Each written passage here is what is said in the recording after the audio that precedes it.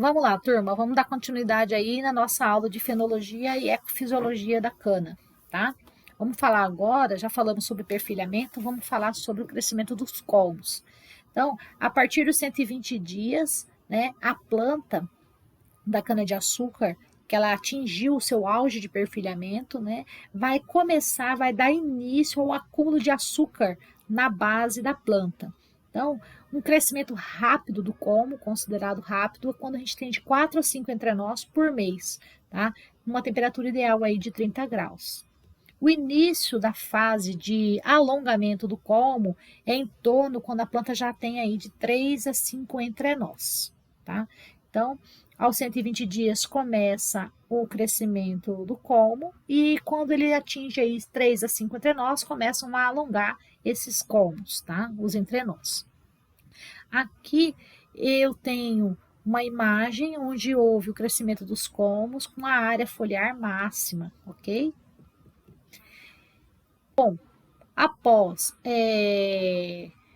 atingir, né, o seu ponto de área foliar máxima, de máximo crescimento, vai dar esse início à fase de maturação. Nas cultivares de 12 meses, dura em média aí 3 meses essa fase, tá? A síntese do açúcar acontece e aí o crescimento é reduzido, ou seja, eu tenho o crescimento do colmo, o alongamento dos entrenós, o, o início da fase de maturação com o crescimento reduzido e a síntese de açúcar começa a ficar aumentada. Os monossacarídeos, a frutose, a glicose começam a ser convertidos em sacarose. A maturação normalmente é de baixo para cima, né? É de baixo para cima. Então, aqui eu tenho a maturação do terço médio, aqui é a maturação inicial, a maturação do terço médio e aqui a maturação final, já no momento da colheita, ok? Então, o ciclo da planta cana, né?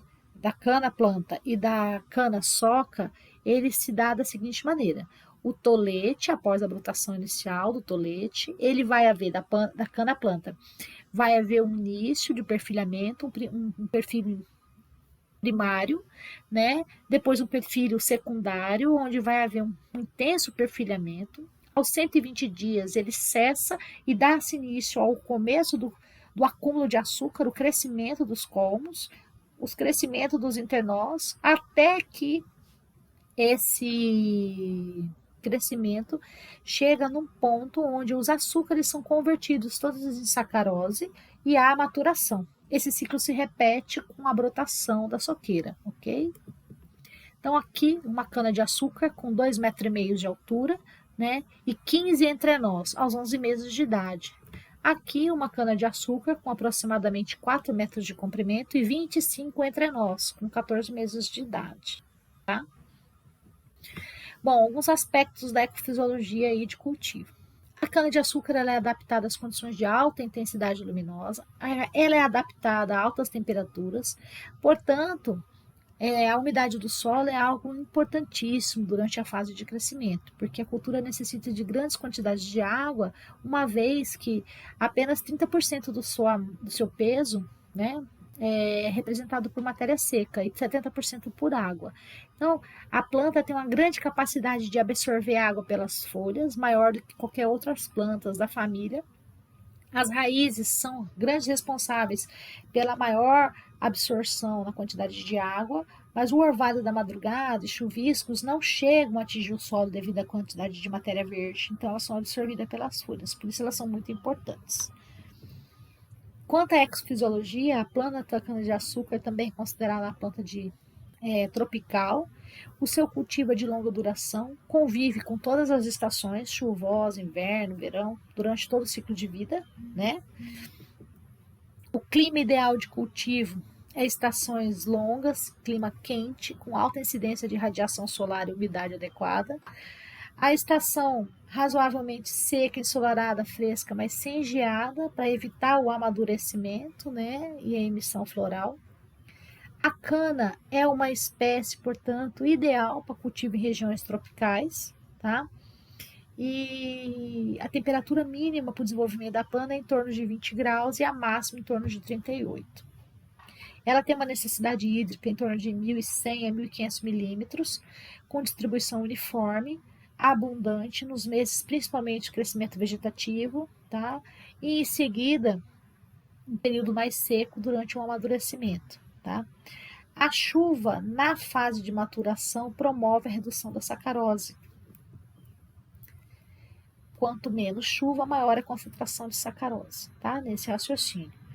A necessidade hídrica da planta, né, é grande, né? Por se faltar água, vai haver uma redução do crescimento devido à deficiência hídrica, né? Os plantas vão ficar com entrenós mais curtos, tá? A umidade relativa do ar é importante, de 80 a 85%, pois vai favorecer o alongamento da cana durante o período de crescimento. Uma umidade relativa do ar moderada, em torno de 45 a 65%, né, junto com o suprimento de água limitado, vai favorecer a fase de amadurecimento. A luminosidade, a alta intensidade de luz, a longa duração do período de exposição a ela, né, promove um perfilhamento, enquanto os dias curtos e nublados afetam a planta de forma inversa, né? Então, quanto mais dias longos, né, e mais luz, maior é o perfilhamento. Quanto eu tenho mais dias curtos, né, com menos intensidade de luz, luminosidade, eu vou ter menos perfilhamento. O crescimento do colmo fica aumentado quando a luz do dia está na faixa de 10 a 14 horas, tá?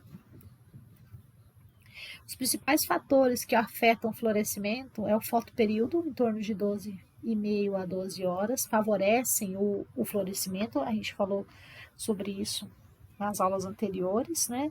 Temperaturas mínimas aí abaixo de 18 graus e acima de 31 atrasam ou diminuem o número de panículas. A latitude, quanto maior, menor a probabilidade de haver o florescimento. Alguns outros aspectos quanto ao florescimento, né, que influenciam a umidade, em geral, a deficiência hídrica ocorre redução de florescimento, né, então quando falta água no período, né, da planta, ela reduz a emissão floral. Então, os nutrientes, né, altas doses de nitrogênio ou a relação carbono-nitrogênio pode também alterar, diminuindo o florescimento, né? Alteradas diminuem o florescimento. Os principais prejuízos devido ao florescimento é esse crescimento vegetativo do colmo, porque ele é paralisado. A planta entra em senescência e permite a brotação do colmo. O tempo de armazenamento em campo também é reduzido. E as reservas aí de sacarose são todas revertidas em energia, né, indo para a panícula e levando aí a isoporização do colmo, o que não é desejado para nós, né?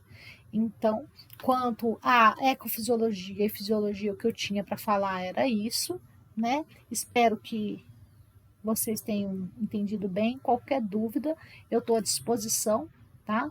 Contem comigo para essa jornada de estudos. Até a próxima aula.